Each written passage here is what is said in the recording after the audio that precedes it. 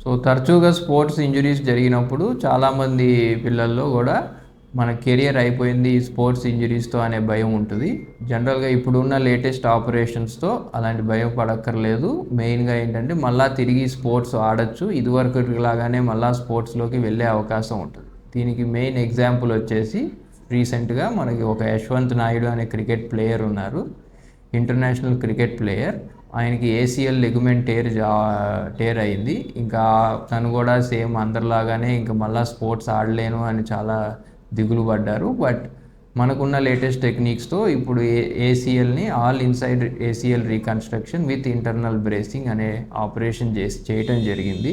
దాంతో ఏంటంటే జనరల్‌గా బయట బెల్ట్ వేసుకునే ఇది కష్టం కూడా లేకుండా లోపలే బెల్ట్ వేయటం వల్ల తొందరగా స్పోర్ట్స్‌కి వెళ్ళగలిగాడు. ఆపరేషన్ చేసిన 4 నెలల నుంచే మళ్ళా క్రికెట్ ఆడటం మొదలుపెట్టారు. అలాగే ఇప్పుడు రీసెంట్‌గా ఆయన ఫాస్ట్ బౌలింగ్ వేసి అరౌండ్ 140 km/h స్పీడ్‌తో వేసి క్రికెట్ మ్యాచ్ గెలిచి మ్యాన్ ఆఫ్ ద మ్యాచ్ కూడా కైవసం చేసుకున్నారు. సో, ఇది మెయిన్ ఎగ్జాంపుల్ అనమాట. మళ్ళా మనం స్పోర్ట్స్ ఆడగలము అని మెయిన్ ఎగ్జాంపుల్స్ ఇయి. జనరల్‌గా మీకు స్పోర్ట్స్ ఇంజ్యూరీస్ జరిగినప్పుడు ఏమి భయపడాల్సిన అవసరం లేదు. మీరు డాక్టర్‌ని సంప్రదించినట్లయితే ఉన్నాటిలో ద బెస్ట్ ట్రీట్మెంట్ ఇవ్వటం జరుగుతుంది.